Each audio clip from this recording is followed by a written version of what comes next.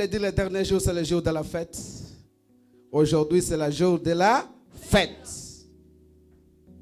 D'accord?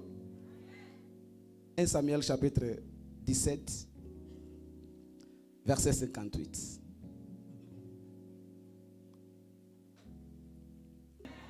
Je lis la parole de Dieu en 1 Samuel chapitre 17, verset 58. Saül lui dit, « De qui es-tu fils, jeune homme ?»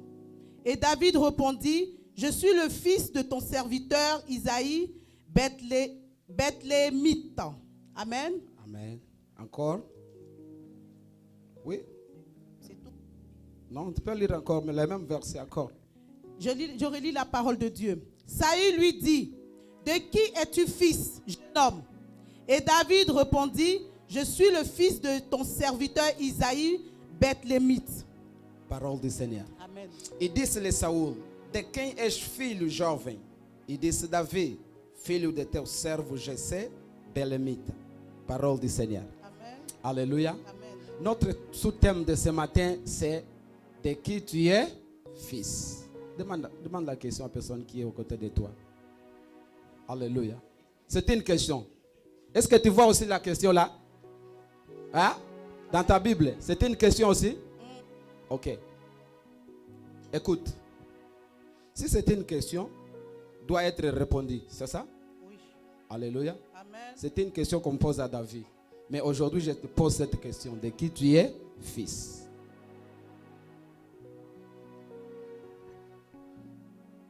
Cette question a été posée à David. A été posée à David quand?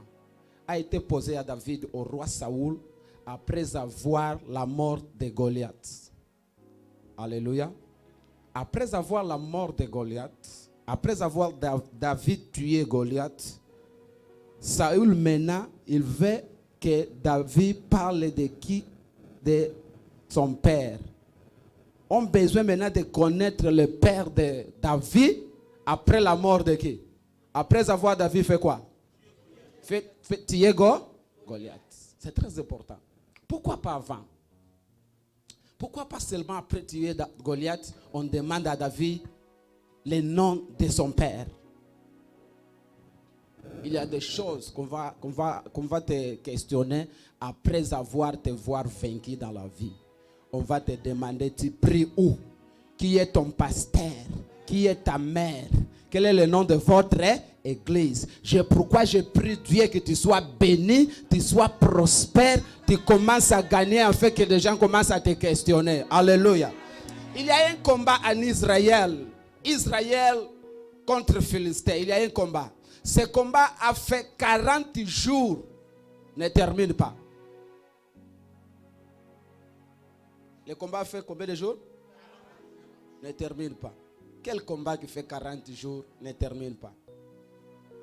La Bible dit qu'il y avait une division, une vallée qui séparait Israël et le Philistin. Israël d'autre côté, Philistin d'autre côté. Et dans ce combat-là, il y avait 3 frères de David. Les 3 frères de David, ils ont été là dans le combat pour combattre contre les Philistins. Mais après 39 jours, le combat ne finit pas. Les gens ne retournent pas à la maison. Ils sont toujours là au lieu de combat. Alors ça fait mal au père de David. Le père de David maintenant va dire non. C'est trop. Peut-être mes enfants déjà sont morts.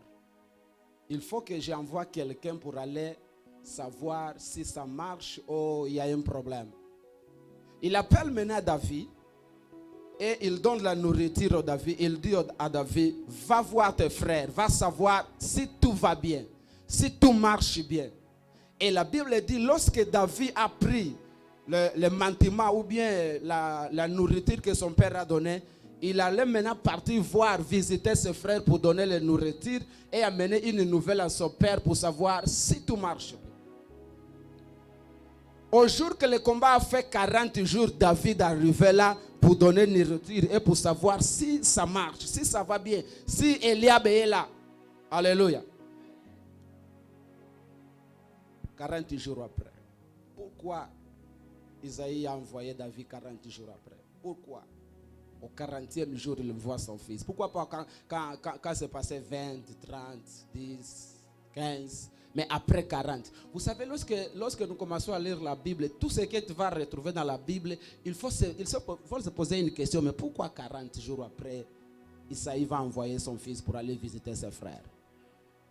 Le numéro 40 veut dire quoi? Ça, c'est une matière complète aussi, mais ce n'est pas nos problèmes.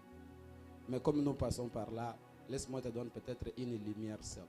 40 jours après, Israël a fait combien de jours dans le désert? Les combats fait combien de jours? Ça te dit rien? Ça ne te dit rien cette 40-là? Alléluia. Quelqu'un un jour a commencé à prier. Il cherche Dieu afin que Dieu puisse le bénir. Il commençait à prier beaucoup. Il a fait 21 jours de jeûne et prière. Tous les jours qu'il prie, il voit dans sa vision 40. Il dit, Dieu bénis-moi, j'ai besoin d'une bénédiction. 40. 20 jours après, 40. Mais ces 40-là, ça veut dire quoi?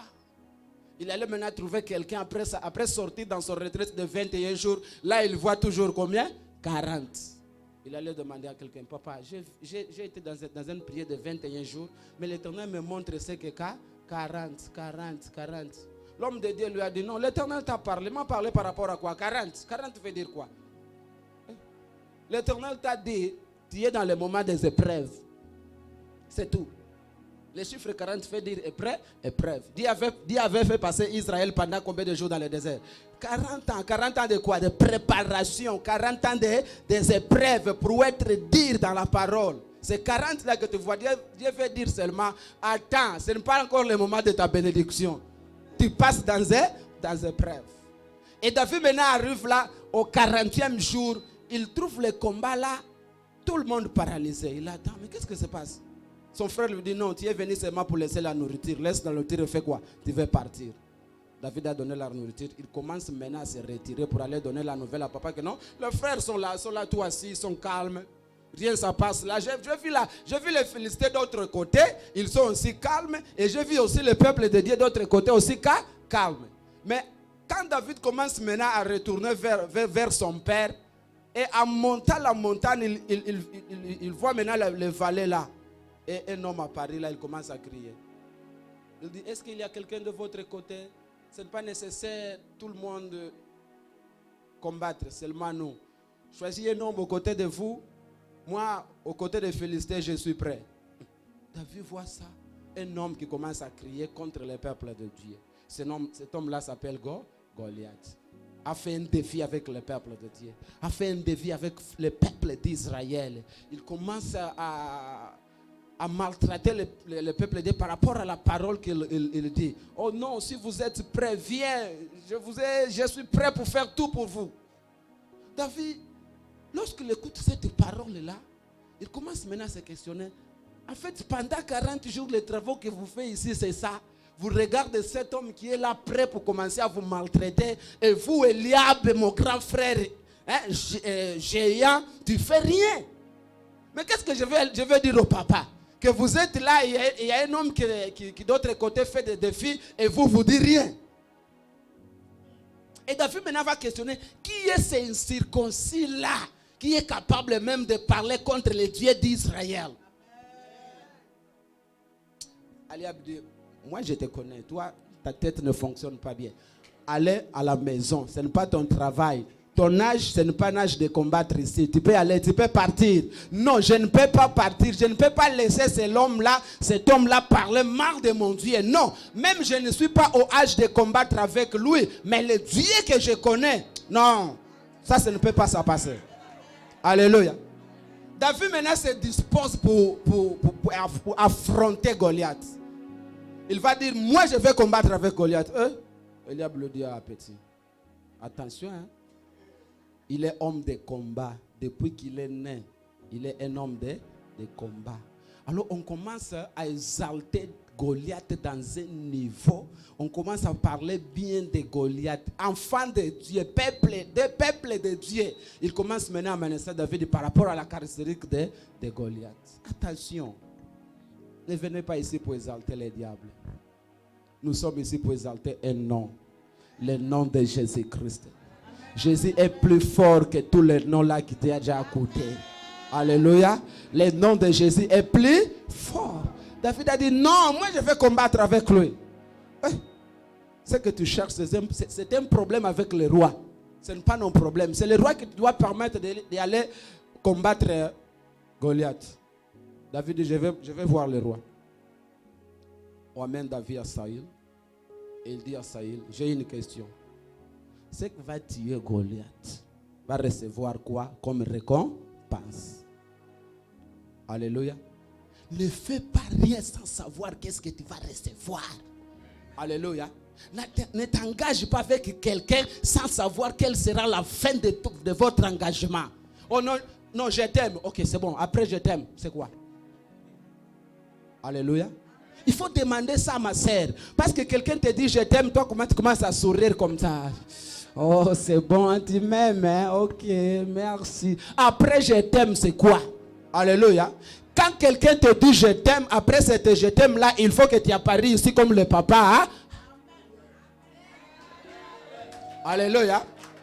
Ne travaille pas sans savoir qu'est-ce que tu vas recevoir. Parce qu'il a déjà, il commence à faire quelque chose. Il ne sait pas même qu'est-ce que je dois recevoir comme ma récompense. Non, non, non, non, non, non. Ne fais pas ça. Avant de faire quelque chose, demande toujours. Après ça, je vais recevoir quoi? Je vais t'accompagner jusqu'à Paris. Je vais recevoir quoi après ça? Alléluia. Est-ce que tu peux venir me voir demain? Ok, c'est bon. Je vais venir te voir après ça. Hein? Il faut savoir toujours ton intérêt. C'est très important, bien-aimé. Comme enfant de Dieu, ne fais pas rien. Oh non, je vais faire ça parce qu'il est mon frère. Non, non, non, non, non, non, non. Demande toujours une question. C'est pourquoi nous avons beaucoup de problèmes. Surtout nous, les Africains, nous avons beaucoup de problèmes. Tu commences à travailler avec quelqu'un sans même demander ton salaire. Tu vas gagner combien? Tu vas recevoir combien par mois? Oh, on travaille comme frère. On travaille comme frère. Non, chaque chose a son temps. Il faut savoir séparer les choses. David maintenant questionne, qu'est-ce que je dois recevoir après avoir tué cet homme-là? On dit à David, tu vas se marier avec la femme de... La fille, pardon, ok, merci, la fille de Saïl, qui est le roi à l'époque. C'est quoi? Oh non, tu vas marier la fille du roi. Waouh! La fille du roi. Il commence maintenant à créer une vision pour lui. Alléluia. La fille du roi, c'est-à-dire au palais royal, ce ne sera pas un problème pour moi. Alléluia. Lorsque David écoutait ça, ça le fait de bien. Non, je vais me marier avec la fille du roi. Ok. Je serai connu en Israël. Et David dit non, je suis prêt. Je vais combattre Goliath. Lorsqu'il dit à Saül que je vais combattre Goliath, Saül il regarda, il dit ah, non, non, non, non, attention, tu es trop petit pour faire ça. Non, mais je suis prêt. Il commence maintenant à parler encore de Saïl. David lui dit, roi, attention. Malgré c'est seulement aujourd'hui que tu me vois ici dans ces combats. Je suis venu donner le nourriture à mon frère et pour voir comment marche le combat. Mais attention, je suis petit, mais j'ai une relation avec quelqu'un. Alléluia. Devant toi, je suis petit, mais devant lui, je suis grand. J'ai un suivi bon. Alléluia. Je te donne mon suivi. David maintenant commence à donner son suivi à Saïl. Attention, roi Saïl. Je suis pasteur de brebis. Mais quand je garde mes brebis, un jour, un lion m'a apparu pour dévorer les brebis. Lorsque le lion a apparu pour dévorer, moi-même, j'ai racheté les brebis dans la bouche du lion. Oh, David, Saïl écoutait ça. Quoi, tu dis lion? Ah, attention, je vais t'expliquer quelque chose. Si tu rachètes un brebis dans la bouche de la lion, tu dois rester quoi dans ta main? Dans ta main va rester quoi? La marque de ce lutte là va rester dans ta main. Parce que ce n'est pas facile de retirer brebis qui est dans la bouche de lion. C'est-à-dire il y avait des signes de combat dans la main de David. Il faut voir des cicatrices avec Dieu. Alléluia. David peut dire non, non seulement lion, ça y est, attention, non seulement lion. Un jour, il y avait aussi un ours. Oh. Ours aussi, toi tu as tiré ça. Oui, c'est ma vie ça. Ne t'inquiète pas, cet homme-là aujourd'hui va tomber. Moi, j'ai d'expérience avec Dieu. Vous savez, c'est pourquoi dans la vie chrétienne, il faut savoir se cacher et après ça, se présenter. Alléluia. Alléluia. Il faut avoir des moments secrets avec Dieu. Toi-même, les moments que les gens ne connaissent pas, mais toi, tu as ces moments-là avec Dieu. Et la Bible dit, lorsque Saül écoutait ça, il dit, oh oui, je peux être sûr de toi, mais sans tenir de combat, ça ne va pas marcher. Prends mes tenues. Il donne son tenue à David, sa casque, bottes, tout là pour combattre. David a expérimenté ça. David dit non, ça ne marche pas. Avec tes habillements, je ne tuerai pas Goliath. Vous savez pourquoi David a rejeté les habillements de Saül? Parce qu'à l'époque là, Dieu a déjà rejeté ça, Saül. Alléluia. Il n'était pas encore roi au moment là, il était là seulement un symbole. Mais par Dieu, il a été déjà rejeté. Première chose. Deuxième chose, vous savez pourquoi il a aussi rejeté ça? S'il il a parti tuer Goliath avec les habillements de Saül, la gloire de ce combat-là, il doit être divisé, partagé. Saül peut dire à David, non, tu n'étais pas seul, mon bouclier était avec toi. Alléluia. Ne reçois pas rien de quelqu'un pour aller dans les combats. Alléluia. Est-ce que quelqu'un m'attend? Ne reçois pas l'argent de personnes pour commencer ton commerce. Commence avec ton propre argent. Et quand tu vas devenir grand, tout le monde va dire non, c'est Dieu, c'est Dieu, c'est Dieu, c'est Dieu, c'est Dieu, c'est Dieu qui a fait ça. Alléluia. David dit non, ne s'inquiète pas. Moi j'ai même mes propres matières de combat. Tes habillements, non, ne servent pas. Il a retiré ça, il a donné ça à Saül. Et il a parti. Il a pris 5 pierres. Ça, ce n'est pas notre sujet. Il a pris 5 pierres. Et après avoir les 5 pierres, les suites, tu connais. Les suites, tu? Ouais. Termine toi-même. Comment le combat a fini. La Bible dit qu'il a tué Goliath. Il vient maintenant avec la tête de Goliath dans sa main. Il a dit à Israël, j'ai la tête de Goliath. Avec sa tête, la tête de Goliath dans sa main, roi Saül maintenant il va le questionner. Non. De qui tu es, fils? Après avoir la victoire, il demande une question pour savoir quelle est ta famille, quel est le nom de ton père. C'est ça notre sujet. On a besoin de connaître quelqu'un de qui tu es fils. Après avoir posé cette question-là, David est clair. David est clair. On demande la question de qui tu es fils. David dit directement, je suis fils de Isaïe. Les Bélémites. Bélem, c'est la ville de père de David. Il veut dire seulement, mon père s'appelle Isaïe. Nous avons 3 paternités. Je commence à répondre à la question. Nous avons 3 paternités.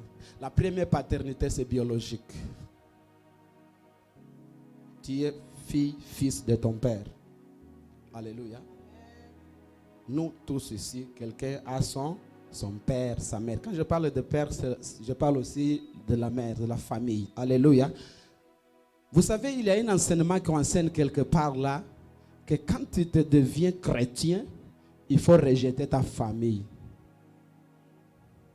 C'est diabolique. C'est diabolique, je répète. C'est diabolique.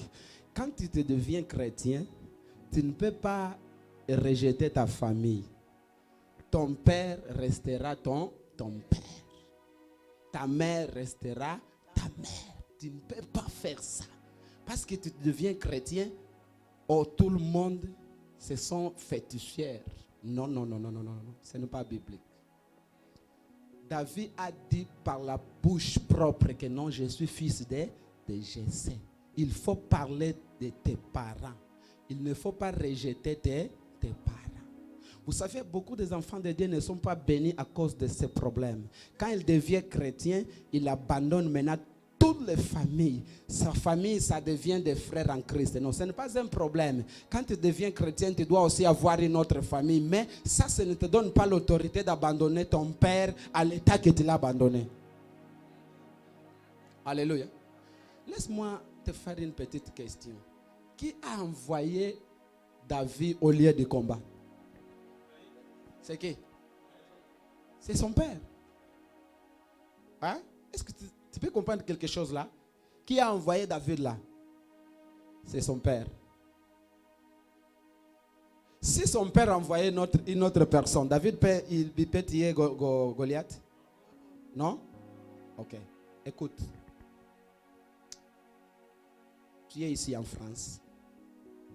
Mais ton père là souffre. Tu as même oublié ton père. Tu ne parles pas de lui. Il y a même des personnes qui ont honte de leur propre père. Parce que peut-être il est handicapé. Peut-être il ne marche pas bien. Non, non, non. Il y a des gens qui cachent ses parents. Quand il est dans la route, marcher avec ses frères, s'il voit son père passer de ce côté-là, il dit non, non, on peut partir comme ça. Parce qu'il ne peut pas que son frère ou bien ses amis voient ses pères. Non, ce n'est pas bon. Ce n'est pas bon. Ce n'est pas bon. Alléluia. Amen. Est-ce que quelqu'un m'attend? Amen, ce n'est pas bon. Il faut faire connaître tes parents. Vous savez,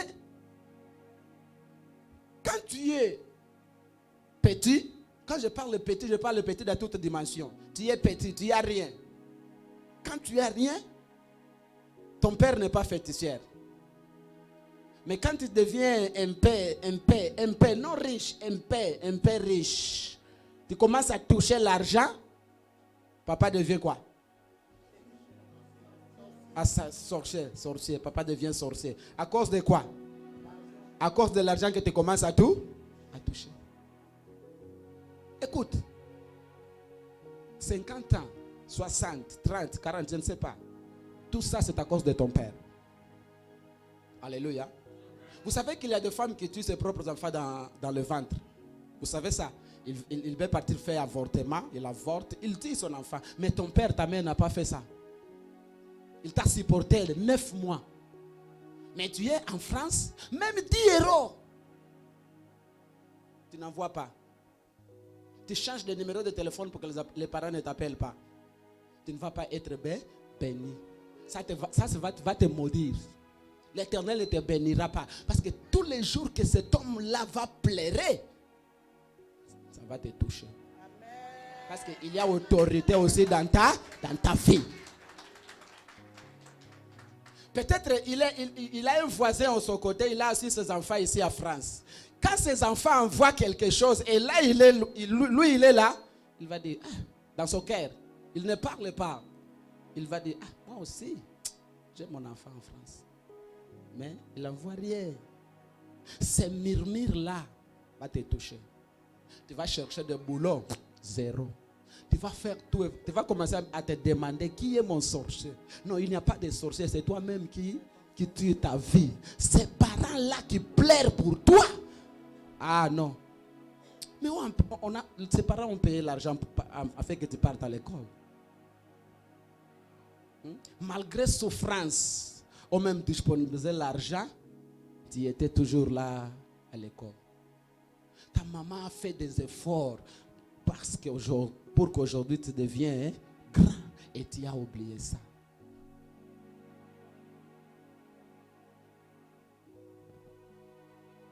Ne change pas les numéros. Appelle ton parent, donne les numéros que tu utilises. Peut-être là seulement besoin de t'écouter. Bonjour mon fils. Bonjour maman. Comment ça va? Est-ce que pendant un mois tu appelles combien de jours ta famille? Combien de jours que tu parles avec ton parent? S'il existe encore, combien de jours que tu parles avec lui? Mais pour parler avec la concubine, si je peux dire ça, tu prends même 3 heures du temps dans le téléphone. Ça va mon amour. Tout va bien. Mais avec ton père, papa, bonjour. Je suis pressé. Tu coupes le téléphone. Non, ne fais pas ça. Ça ne va pas te bénir. Il y a même des gens qui prient pour vivre pendant longtemps. Ils prient, papa, pour vivre longtemps. Cette prière n'existe pas. Prier pour vivre longtemps. Non, n'existe pas cette prière. Dans ma connaissance biblique, je ne peux pas faire cette prière. Tu vas me dire, mais tu n'aimes pas les prières. Moi, j'aime les prières plus que toi. Je te dis la vérité. Alléluia. Amen. Je te dis la vérité. Tous les jours que je prêche, je te prêche ici en jeûne et prière. J'accepte de l'eau et de jus au bureau de papa à cause de l'éthique. Alléluia. Amen. J'aime la prière. Je ne dis pas que tu ne peux pas prier, mais il y a des sortes de prières que tu ne peux pas faire. Oh non, j'ai besoin de vivre pendant longtemps. Et tu commences à prier. Dieu, donne-moi une longue vie. Dieu, donne-moi une longue vie. Je peux vivre pendant 100 ans. Est-ce que c'est biblique ça? Ephésiens chapitre 6, ma sœur. Qu'est-ce que la Bible dit? Je lis la parole de Dieu dans le livre d'Éphésiens 6, versets de 1 à 3. Ouais. Enfants, obéissez à vos parents selon le Seigneur, car cela est juste. Honore ton père et ta mère, c'est le premier commandement avec une promesse. Verset 3, afin que tu sois heureux et que tu vives longtemps sur la terre. Alléluia. Amen. Le verset 3, c'est conséquence du verset 2. D'accord? Le verset 3 là, c'est la conséquence du verset 2. Qu'est-ce que le verset 2 dit, ma sœur? Honore ton père et ta mère, c'est le premier commandement avec une promesse. Honore ton père et ta mère. De quel père la Bible parle? De quel père apôtre Paul parle aux Éphésiens? De père biologique. Honore ton père et ta mère. Et tu vas faire quoi? Afin que tu sois heureux, que tu vives longtemps sur la terre. Et tu vis longtemps sur la terre. Vous avez besoin de 100 ans? Non. Vous avez besoin de 100 ans? Non. Hein? Oh. Mais je pose une question. Vous avez besoin de vivre 100 ans? 120 ans? 150 ans? Honore ton père et ta. Mais tu vas honorer comment? Tu es occupé de acheter une chaussure, acheter un costume, fais quelque chose de bien, envoie l'argent. Quand il va manger ce café-là, c'est un petit café. Quand il va manger, il va prendre ce café-là pour apprendre, pour le boire, il va dire, oh Dieu bénisse mon Père. C'est ça la bénédiction, parce que la bénédiction, ce sont des paroles qui sortent de quelqu'un. C'est ça qu'on appelle bénédiction. En hébreu, c'est bénédictière. Cela veut dire parole tiers bonne. Bonne parole. Si on dit, tu es bon, c'est tout. Mais tu commences à, oh non, je suis un jeune de 21 jours pour vivre longtemps. Non, ne perds pas ton temps à prier comme ça. Honore ton père et ta mère.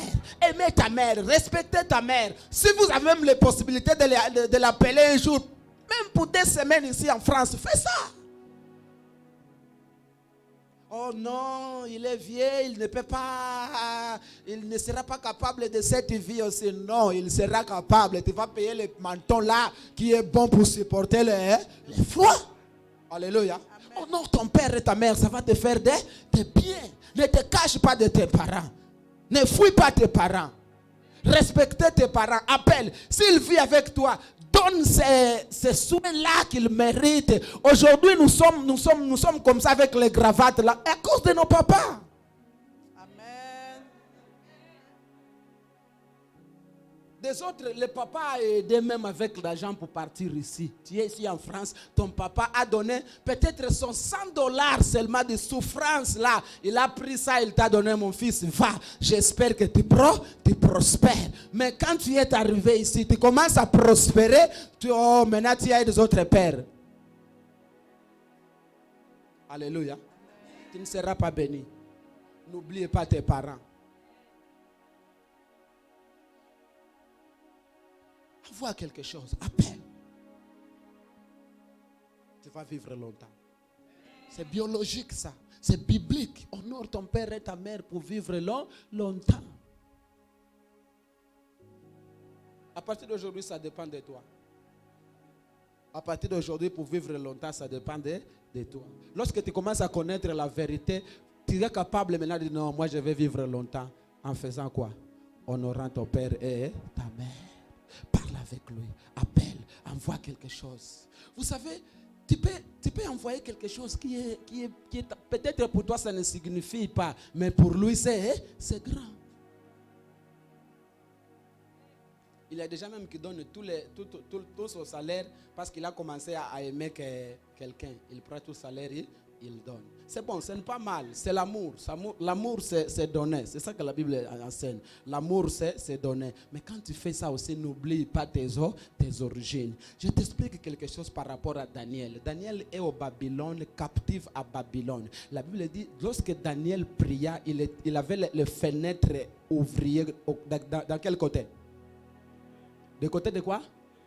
Mais pourquoi il prie avec des fenêtres ouvertes en direction de Jérusalem? Pourquoi? Hein? Ouais. Jérusalem, c'est son origine. Malgré en Babylone, il n'oublie pas ses origines. Il regarde toujours là. Alléluia. Tu peux être ici, mais n'oublie pas tes origines. Oui, peut-être tu es français, tu deviens nationalisé, tu es français, mais n'oublie pas qu'en Côte d'Ivoire, en Angola, tu as laissé quelqu'un. Il faut toujours ouvrir les fenêtres. Quand tu ouvres les fenêtres, tu vois les problèmes de Jérusalem et tu vas prier pour Jérusalem. Tu peux changer ton français. Non, ça marche. Tu peux changer ça.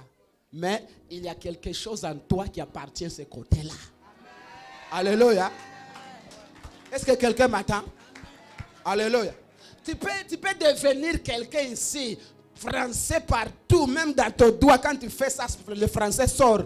N'oublie pas, en toi aussi, il y a un monde là qui appartient à l'autre côté. Alléluia. C'est nous qui vont faire la révolution de nos pays. Nous qui nous sommes ici, que nous avons déjà appris que non, dans la maison, il faut avoir les douches, la salle de bain dedans. C'est nous. Tu peux partir à la maison, tu peux faire une petite maison de ton père. Ça va faire la différence. Oh non, en Afrique, je ne peux pas faire ça. Si toi, tu ne fais pas, qui va faire ça? On pleure toujours, non, l'Afrique, c'est... Non, mais si tu ne fais rien à cause de tes parents qui sont là, l'Afrique restera Afrique. Mais nous, ici, nous pouvons changer ça.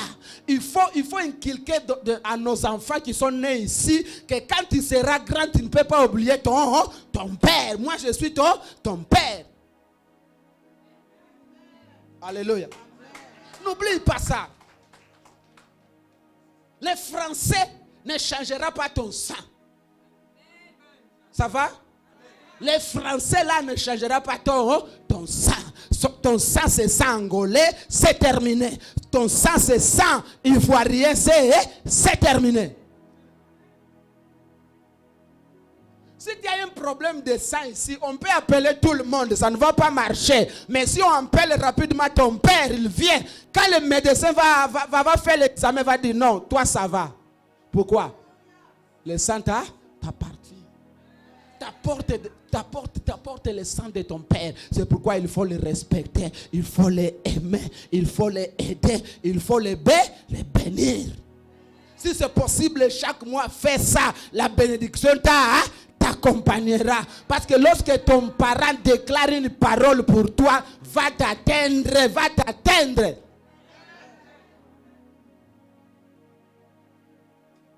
Abandonne pas tes parents. Il est malade, prends soin de lui. Occupe-toi de lui. Il faut savoir comment il marche. Alléluia.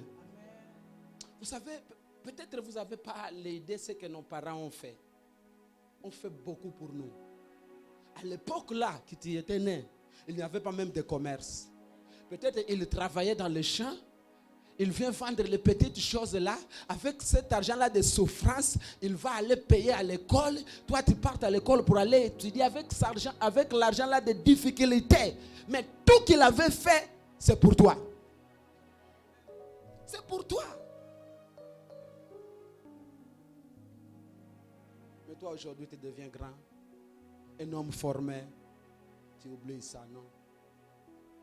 Tu n'oublies pas ça. Il est ton père. Et il a fait beaucoup pour toi. La première paternité, c'est biologique. C'est biologique. Ce que le papa avait parlé ici, c'est biblique. Le problème de Noé là, c'est biblique. honore ton père et ta mère et tu vivras pendant longtemps. Ça, c'est le premier, biologique. Deuxième paternité, c'est paternité spirituelle. Hébreux chapitre 13, le verset 7. Hébreux chapitre 13, verset 7. Qu'est-ce que la Bible dit? Je lis la parole de Dieu dans le livre d'Hébreux, chapitre 13, verset 7. Souvenez-vous de vos conducteurs qui vous ont annoncé la parole de Dieu. Souvenez-vous de qui? De vos conducteurs.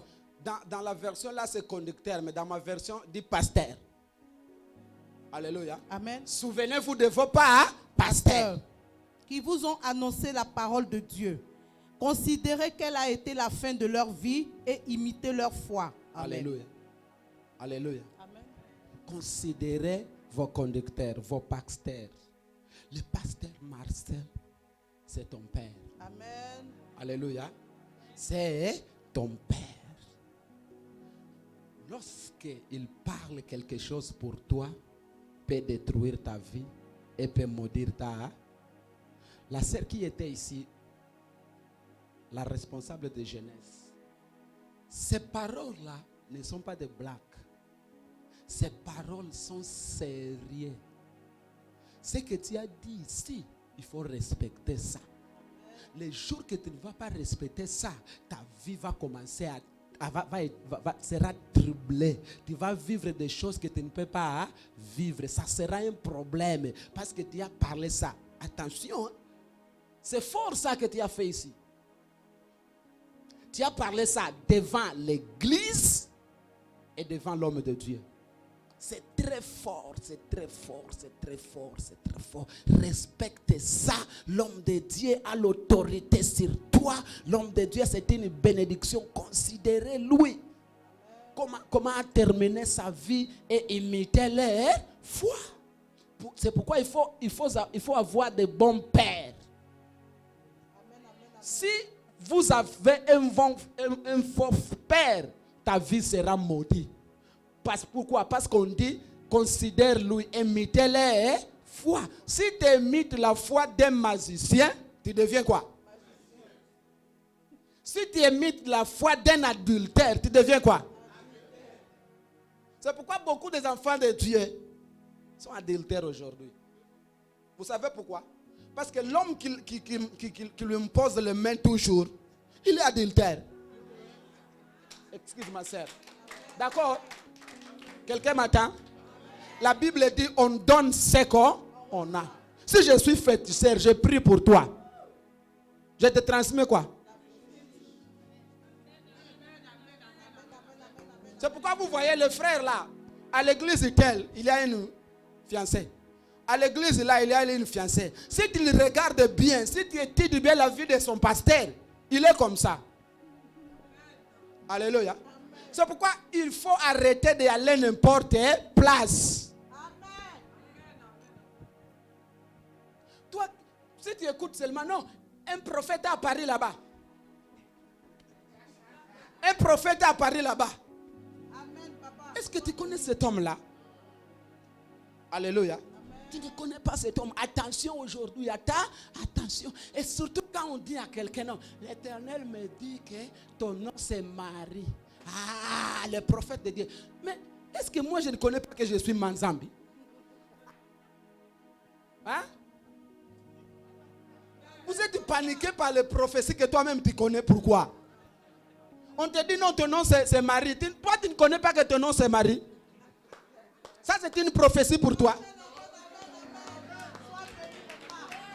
Alléluia. Est-ce que je prêche quelqu'un ici? Si on me dit que non, ton nom c'est Manzambi, je vais répondre oui, je sais ça. Ça c'est mon nom. C'est une prophétie. Non, ça ce n'est pas une prophétie. La prophétie c'est quelque chose que je ne sais pas. Je ne sais pas ça. Quand tu me dis ça, ah non, oui, ça je ne sais pas. Mais moi je sais que je suis né en 1979. Toi tu me dis que non, je vois 1979. Mais même je suis né en 1979. 1979 par rapport au Sali.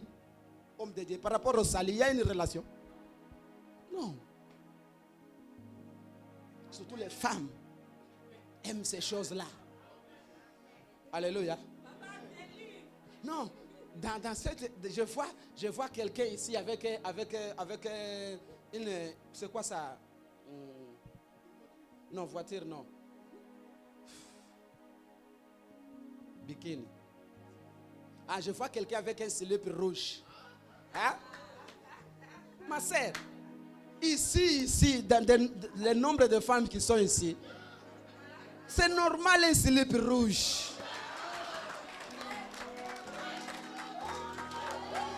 Alléluia. C'est normal. Ça n'est pas une prophétie. Hein? C'est normal. Les rouges, les femmes aiment ça. C'est normal. Mais si tu n'as pas la maturité spirituelle, tu vas penser peut-être qu'on prophétise. Non. Ce n'est pas une prophétie. Il faut être attention. Nous sommes dans l'église du soir. L'église du soir, c'est l'église plus dangereuse. Si tu écoutes quelqu'un, n'importe qui, tu peux perdre le salut. Alléluia. Et pourquoi il faut avoir un père qui est modèle pour toi? Alléluia. Écoute, moi, lorsque j'ai commencé à prier, j'avais 15 ans. J'ai grandi dans l'église. Je connais des hommes, quand ils parlent, je peux sentir que non. En lui, il y a la divinité. Alléluia. Ici, je vois la divinité en notre papa. Je vois qu'il est un homme sérieux. Alléluia. Si tu t'attaches avec lui, tu seras béni. Si tu détaches, c'est ton problème. Honore aussi, lui aussi il est ton père ici. Si ton père est là en Afrique, ici en France, ton père c'est papa Marcel. Ne fais pas rien, viens consulter toujours l'homme de Dieu. Nous, dans nos pays, dans nos villages, il y a une parabole. Il y a une parabole que le vieux dit. On ne conseille pas un enfant on ne conseille pas un enfant qui est venu de la fête. Non, on ne conseille pas. Hein? Non, a pessoa qui vient de la fête. Oui, on ne conseille pas quelqu'un qui vient d'une fête. Ça ne marche pas. On conseille quelqu'un avant de partir à la fête. Alléluia. Ne fais pas rien sans avoir consulté l'homme de. Alléluia. Respectez des hommes de Dieu. Parce qu'il est aussi ton père. Il a le pouvoir de bénir ta vie. C'est ça que j'ai dit des jours passés. La bénédiction dans ta vie, ça se trouve dans la bouche de nos papas ici. S'il parle, tu seras béni. Alléluia. Colossiens chapitre 1. Verset 12 au 13. Écoute ces versets. Je vais t'expliquer quelque chose de profond. Colossiens chapitre 1. Je lis la parole de Dieu en Colossiens chapitre 1, verset 12. Rendez grâce au Père qui vous a rendu capable d'avoir part à l'héritage des saints dans la lumière. Amen. Verset 13. Qui nous a délivrés de la puissance des ténèbres et nous a transportés dans le royaume du Fils de son amour. Amen. Alléluia. Regarde-moi. Regarde-moi. Tout le monde, regarde-moi. Attention au verset 13. Je répète, attention au verset. Je vais lier ce verset 13 avec un verset que tu connais très bien. Allez-y au verset 13, maman. À qui nous a délivrés. Nous a quoi? Délivrés. Oui, nous a délivrés de la puissance des ténèbres.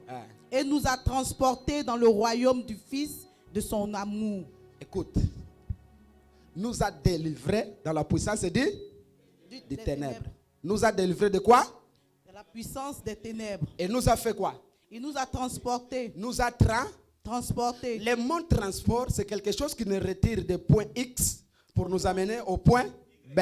C'est ça, que l'Éternel vous bénisse. Il nous a délivrés de la puissance des ténèbres. Et nous a fait quoi? Transportés. Qui nous a délivrés? C'est Dieu. Dieu. Il nous a fait quoi? Il nous a transportés. Il nous a transportés où? Dans le royaume du Fils. Dans le royaume du Fils de son amour. Lorsque Dieu nous a délivrés de la puissance des ténèbres, Paul dit aux Colossiens qu'il nous a délivrés. Après avoir nous délivrés, il n'a fini pas là. Il nous a transportés dans le royaume du Fils de son amour. Nous vivons dans le royaume du Fils de son amour. D'accord? D'accord? Amen. Nous vivons dans le royaume du Fils de son amour. Nous sommes enfants du royaume du Fils de Dieu. Dans nos royaumes, il y a un roi. Wow, come on. This is wonderful, comme disent les Anglais. Dans nos royaumes, il y a un roi. Parce que tout royaume a un roi. Dans nos royaumes ici, il y a un roi. Le roi de notre royaume s'appelle Jésus-Christ. Alléluia.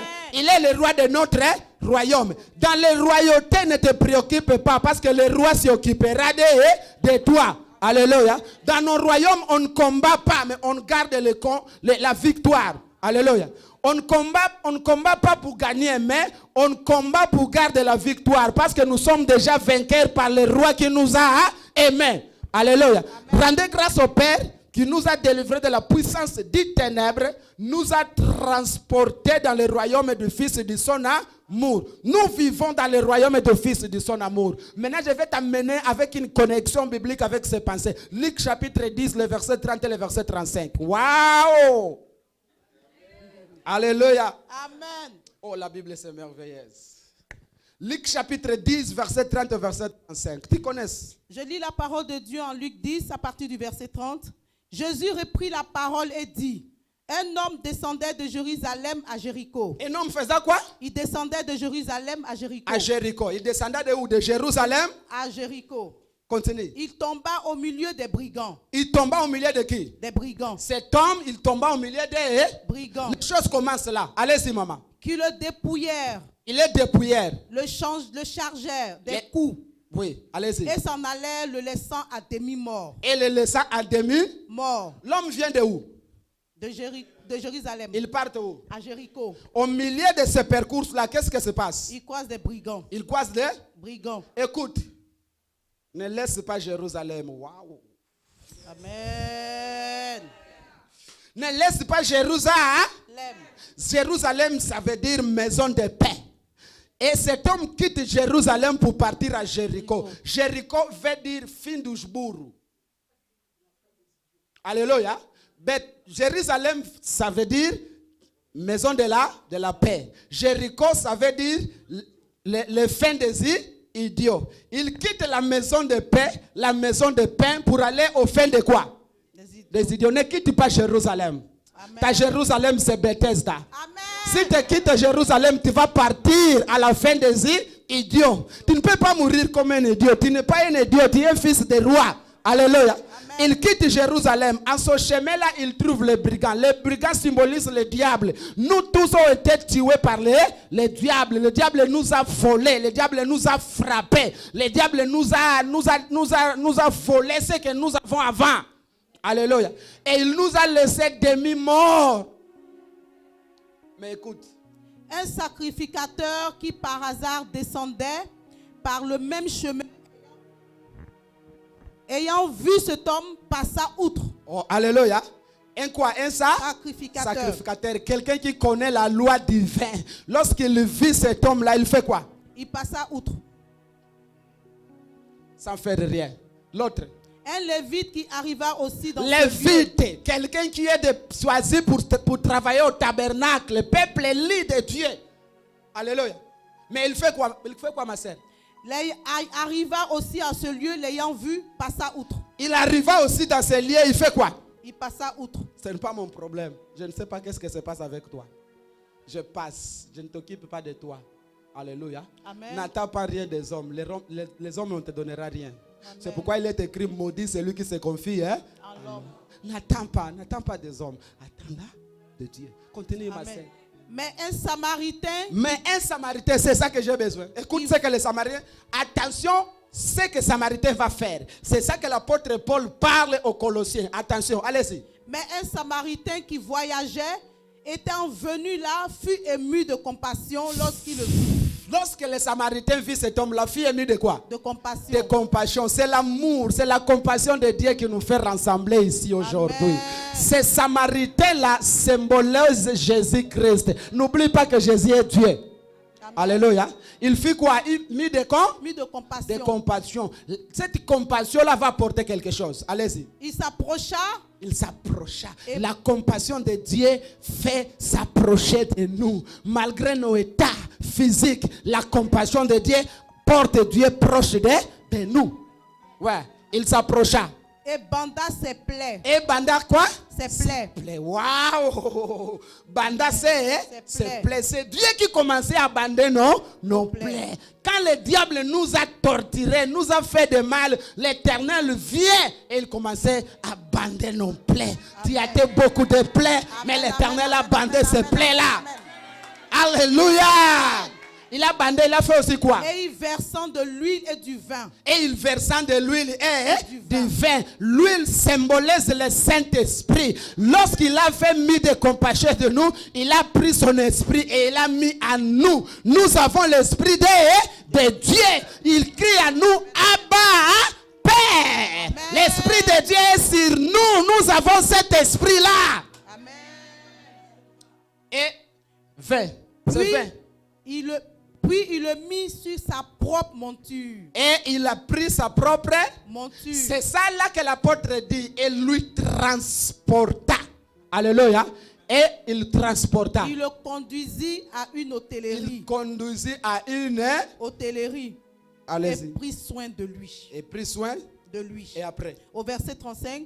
Le lendemain, il tira 2 deniers, les donna à l'autre et dit: aie soin de lui, et ce que tu dépenseras de plus, je te le rendrai à mon retour. Alléluia. Amen. Je reviens au verset 35. Écoute.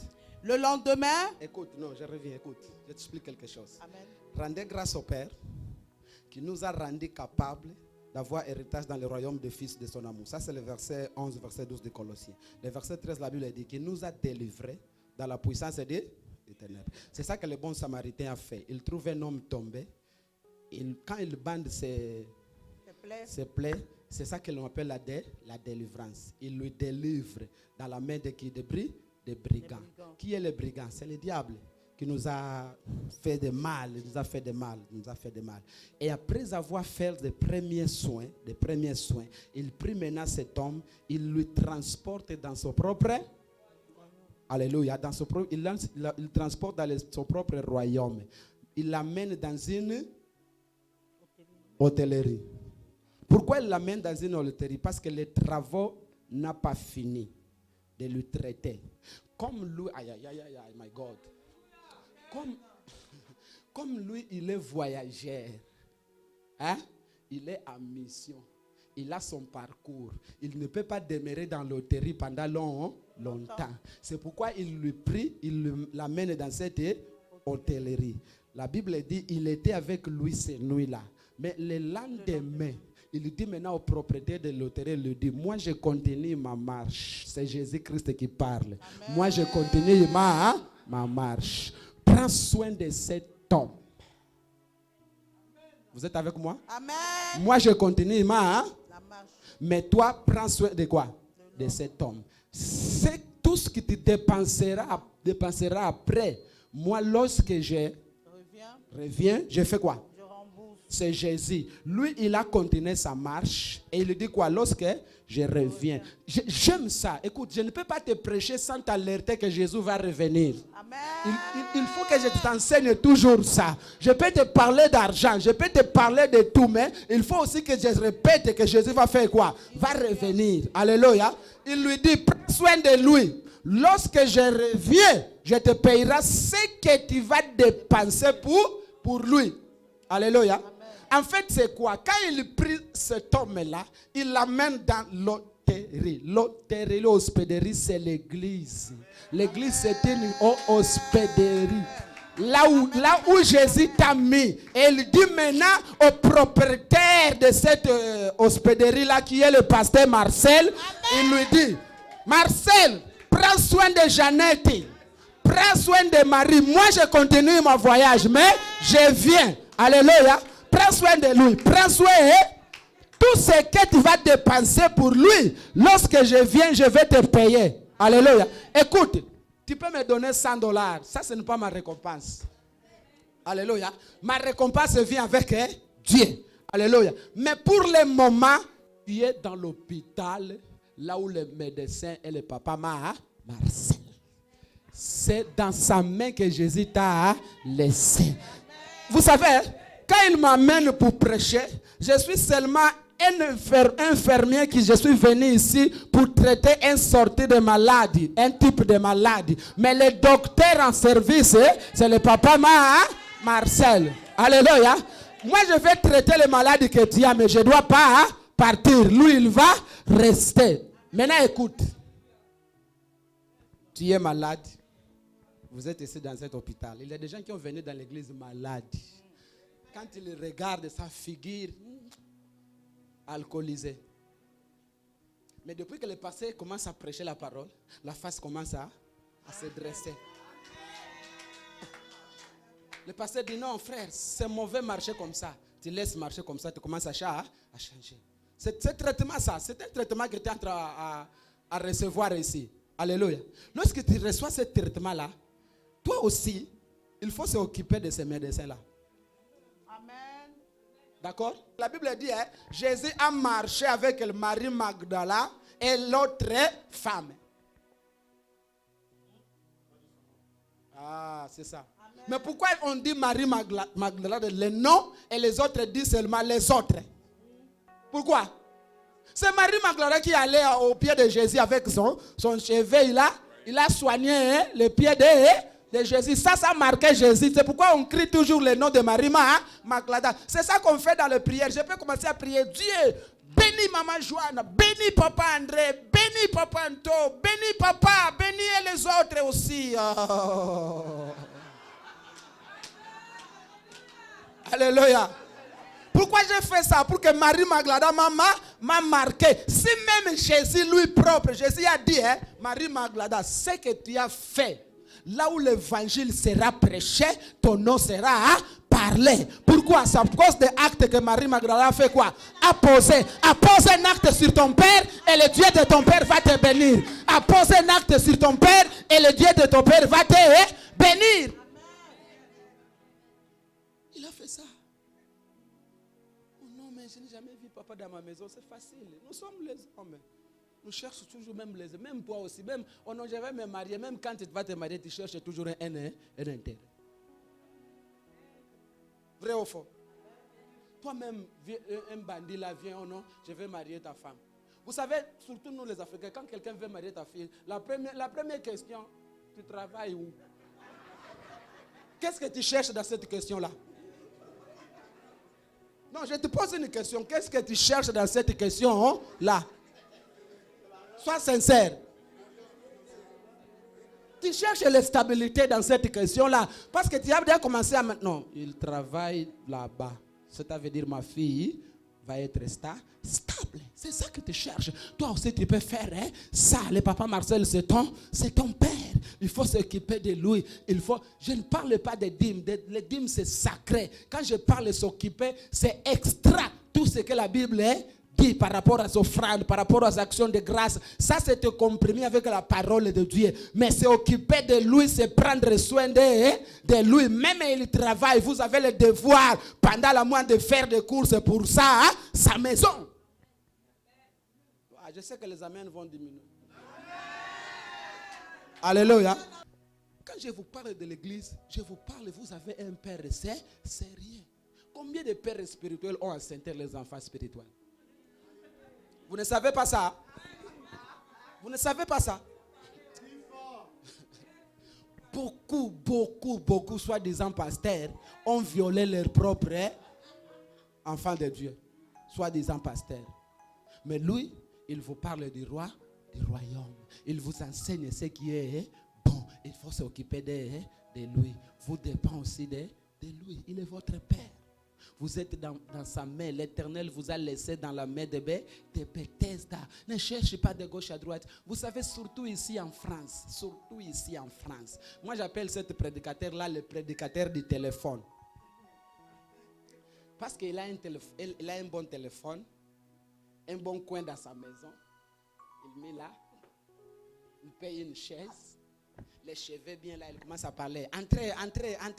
Je suis en direct. Alléluia. Et toi appelles ça homme de Dieu. Attention quand on parle de l'homme de Dieu. Hein? Parce qu'il entre en direct. Oh non, je fais le culte à la maison avec les pasteurs Foulano en direct. Est-ce que culte en direct, ça veut dire quoi? Ça existe ça par rapport à la parole de Dieu. David a dit, hein, j'aime quand on me dit, on va où? À la maison d'elle, hein? C'est partir, c'est s'éloigner de sa maison pour aller prier. Vous savez, le diable est mauvais. Il commence maintenant à utiliser ce gens-là. Je suis en direct, entrez. Il fait les cheveux comme ça. Entrez. Être sincère, hein? Sois sincère. Entrez. Tu es là? Entrez, on va prier. J'ai béni la maman. Oh, maman Foulana, que Dieu te bénisse. Il y a concentration dans cette prière-là. C'est tous distraction. Arrêtez ça, alléluia. Arrêtez, ça ne te bénira pas. Non, moi je prie avec le pasteur en direct. Tu ne connais pas même pas ce pasteur-là. Tu pries avec lui hein, en direct. Vous-même, vous connaissez sa femme. Vous connaissez sa famille. Tu vas aller prier avec quelqu'un. Tu ne connais pas même sa femme. Lui-même, il n'est pas marié. Il va t'enseigner quoi par rapport au mariage? Amen. Il va t'éduquer comment? Une église de 400-500 membres, toi pasteur célibataire, tu attends quoi? Alléluia. Hein? Ça marche? 400-500 membres, toi pasteur célibataire, tu attends hein? Quoi? Hein? Plus de femmes dans l'église, tu attends quoi? Il faut être responsable. Il faut être responsable. Un homme comme ça, irresponsable, vous-même aussi. Et les gens aiment ce type-là. Ah non, pasteur. Non, attention. Respectez les hommes de Dieu. Quand vous avez un homme sérieux, il faut glorifier Dieu. Quand vous avez un homme qui aime la parole, il faut respecter l'Éternel. C'est votre pasteur, c'est votre papa. Ça, c'est la deuxième paternité. Oh, je vais finir avec la troisième paternité. La troisième paternité, c'est meilleur que la deuxième et la première. La troisième paternité se trouve dans le livre de Jean, chapitre 1, le verset 12. Qu'est-ce que la Bible dit, ma sœur?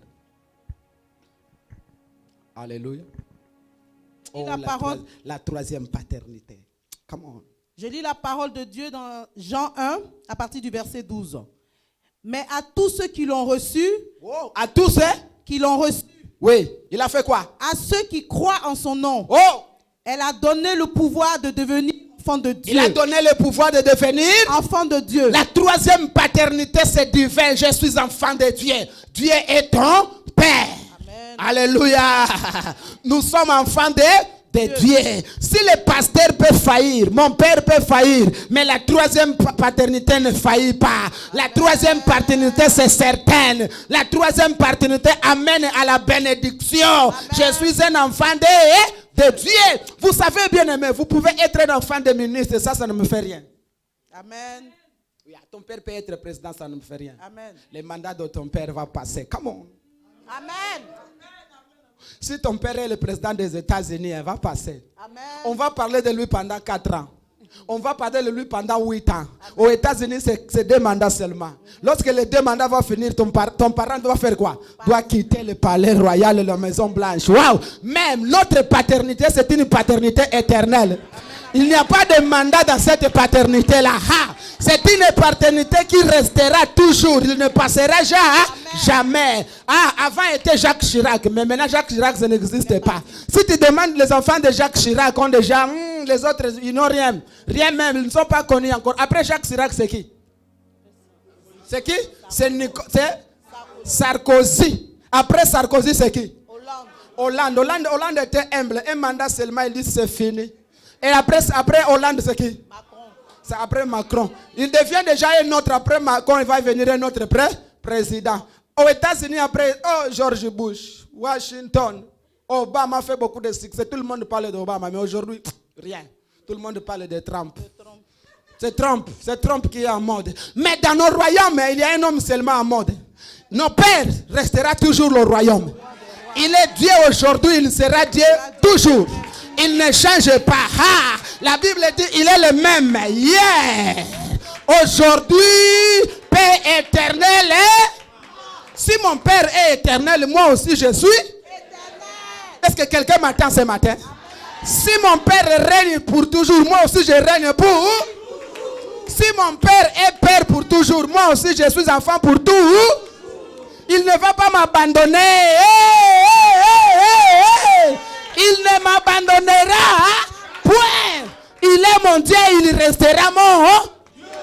nous sommes enfants de Dieu. Écoute, même le pasteur me laisse, ma mère m'abandonne, mais lui il ne m'abandonnera pas. Il n'abandonne rien. La Bible dit, il est le père des orphelins. Si mon père est mort, je ne suis pas seul. J'ai une autre nationalité, j'ai une autre paternité. La paternité que j'ai, c'est une paternité éternelle. Même avec mes faiblesses, il dit non, tu es mon fils, tu es ma fille. C'est pourquoi nous sommes bénis, parce que Dieu est notre Père. Vous savez ce qui faisait mal aux pharisiens? Ce qui faisait mal aux pharisiens, c'est simple, c'est parce que Jésus appela Dieu son Père. Oh, on cherche Dieu Jésus, pourquoi? C'est parce que Jésus appelle Dieu son Père. Ce matin, je t'assure, Dieu c'est ton Père. Ce matin, j'assure quelqu'un à la télé, Dieu c'est ton Père. Là où tu es assis, je dis Dieu c'est ton Père. Si Dieu est ton Père, reste calme, il va te bénir. Au moment opportun, il va donner les choses que tu as besoin. Alléluia. Ne s'inquiète pas, il y a un moment que le Père donne aux enfants des choses quand on devient avec 18 ans. Si tu as encore 16 ans, tu vas recevoir les cadeaux de 16 ans. Mais quand tu vas faire 18 ans, ton Père va préparer les bons cadeaux pour toi. Alléluia. Pour aller à l'école de conduite, c'est au âge de 18 ans. Il y a des cadeaux que le papa prépare pour toi au âge de 18 ans. J'ai dit à quelqu'un qui est entré dans l'âge de 18 ans ce matin, le Dieu va te bénir avec ses bénédictions. Aïe, aïe, aïe, aïe, aïe. Est-ce que quelqu'un m'attend? Est-ce que quelqu'un m'attend? Dieu c'est ton Père. Il est ton Père. Même tout le monde t'abandonne, lui il sera là. C'est pourquoi dans la croix, il peut accepter non mourir. Mais quand il pensait que cette mort va te faire enfant de Dieu, il est allé jusqu'à la croix. À la croix de la mort. Nous sommes enfants de Dieu. Alléluia. Écoute, si tu es enfant de Dieu ou bien fille de Dieu, nous sommes comme Anna. Pénina peut enfanter. Ça nous fait de rien. Nos papas sachent qu'on a besoin d'enfants. Hey my God, come on, yo, écoutez. Pénina a combien d'enfants? Pénina a combien d'enfants? Hein? Dis seulement beaucoup. Pénina a combien d'enfants? Beaucoup. Et Anna? Non. 0. Mais Anna est là dans le calme. Il sache que mon papa, il y aura un moment, il va se souvenir de moi. Ton papa, il aura un moment, va se souvenir de toi. Vous savez, quand Pénine a commencé à enfanter, il a commencé à faire beaucoup de bruit. Oh, tu n'enfantes pas. Vous savez, vivre dans la même maison avec quelqu'un qui est enfant et toi, non, c'était un problème grave. Hein? C'était un problème pour Anna. Peut-être qu'il y a des choses qu'on parle superficiellement. Tu ne peux pas comprendre la douleur de cette chose-là. C'est le problème que Anna avait passé. Il passait ce problème-là. Pénine a passé toujours avec son bébé. Plaire aux côtés de Anna. Alléluia. Plaire aux côtés de Anna, mais Anna ne plaira pas. Écoute, si vous êtes enfant de Dieu, restez calme. Ton papa est quelqu'un qui fait des choses calmement, doucement, lentement et sereinement. Au moment opportun, il va te donner ça. Amen. Vous savez, lorsque Pénina parlait mal de Anna, Anna ne parlait pas, il fermait ça. Ferme sa bouche devant tes ennemis, ne parlez pas. Anna savait que devant Anna, je ne peux pas parler. Anna savait que devant Pénina, je ne peux pas parler. Mais j'ai un lieu où je ne dois pas parler. C'est là où on parle en Jérusalem, à Shiloh, pour aller prier. Pendant 365 jours, Pénina parlait mal de Anna. Parce qu'on monta une fois seulement à Jérusalem ou à Shiloh pour aller prier. Imaginez quelqu'un qui a été insulté pendant 364 ou bien 65 jours. Il est là calme. Mais lorsqu'on monte maintenant à Shiloh, il se prépare. Il dit, papa, je viens.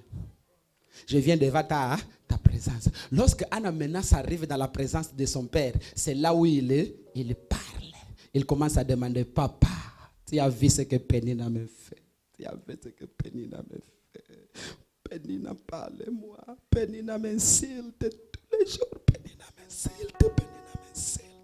Oh, mais il y aura un jour. Le Père a dit, c'est aujourd'hui. Le Père a dit, c'est aujourd'hui. Il y a un jour que l'Éternel va te répondre. Amen. Il y a un jour que ton Père va te bénir. Amen. Il y a un jour que ton Père va te visiter. Amen. Il y a un jour que ton Père va dire c'est aujourd'hui. Il y a un jour que ton Père va dire c'est aujourd'hui. Ce jour-là, l'Éternel a répondu à la prière de Anna. Je reviens encore là où j'ai parlé sur l'homme de Dieu. Au premier moment, le sacrificateur a confondu que Anna était ivre. A confondu. Mais lorsque Anna a parlé, Anna a dit non, mon Seigneur, je ne suis pas dans cette condition-là. C'est la douleur de mon cœur. Anna, le serviteur a dit, ok, que l'Éternel t'accorde ça. Amen. Sa bénédiction se trouve dans nos bouches. Amen. Quand je parle, je libère la bénédiction. L'homme de Dieu, quand il prie pour les dîmes pour toi ici, c'est la bénédiction que tu reçois. Lorsque Anna avait parti dans la maison, il a maintenant connaissé. La Bible dit qu'après avoir la parole de l'homme de Dieu, il a connaissé son mari. C'est-à-dire quoi? Il avait les relations sexuelles. Quand on libère la parole prophétique, il faut aller pratiquer quelque chose. Quand je parle que tu vas recevoir des boulots, allez-y laisser les civils. C'est ça que ton parle. Allez-y laisser les civils. L'Éternel va agir. Anna, maintenant, lorsqu'il entre dans la maison, il connaît son mari, il devient. Waouh! Maintenant, Pénina est là. Anna aussi commence. C'est quoi ça? Tu n'enfants pas, tu commences aussi à faire ça? Non. Calme toujours. 1 mois, rien. 2 mois, 3 mois. Pénina, est-ce que tu peux m'aider? Pourquoi non, je me sens mal? Apporte-moi de l'eau. Tu te sens mal par rapport à quoi? 4 mois, 5 mois. On dit, il ne retourne pas, c'est ça? Il avance tout, comme la bénédiction de ma maman Nénette. Elle est bénie. Dans quelques jours, on va recevoir notre bénédiction. Pénina vit, waouh. Oh, c'est fini. Écoute ce que l'histoire dit. À l'époque en Israël, à l'époque que Anna est enceinte, il y a une histoire en Israël. À l'époque, il y a une histoire. L'histoire disait quoi? Si quelqu'un est déjà prêt pour enfanter, c'est ça?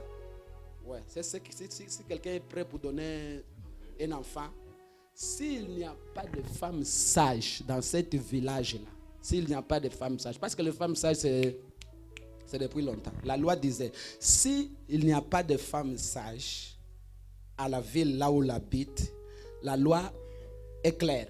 La personne plus proche doit l'aider. Ça va? Amen. La personne prie. Et l'histoire dit, à l'époque là de Anna, il n'y avait pas les femmes sages en Israël. Maintenant, je te pose une question. Qui est la personne plus proche de Anna? Alléluia. Qui a pris Samuel par la première fois dans ses mains? C'est qui? C'est Pénina.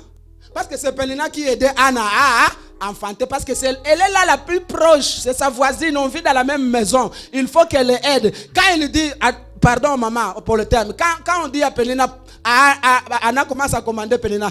Anna pousse.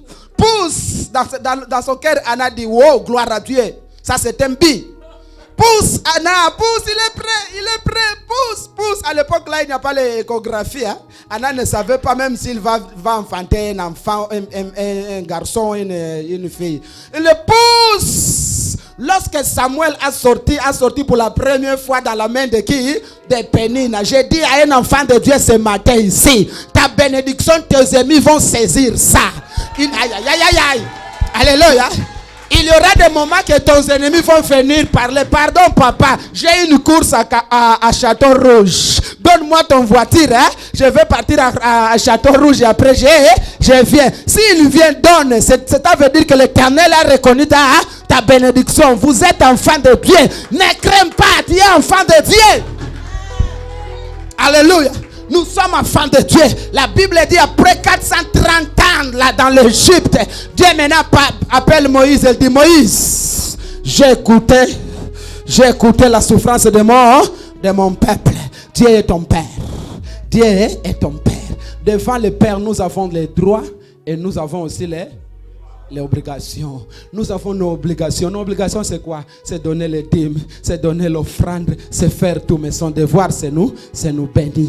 Ne rien craindre point, ne pleure pas, parce qu'au moment opportun, tu seras béni. Ton Dieu est là, ton Père.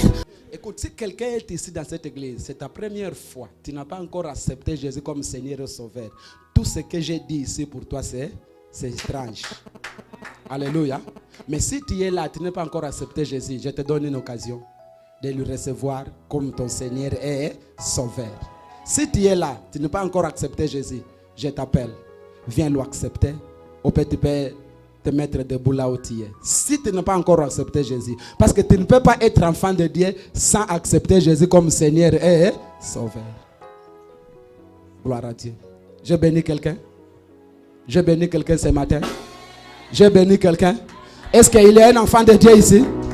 Il a un enfant de Dieu ici. Il a un enfant de Dieu ici. Il a une fille de Dieu ici. Mets-toi debout.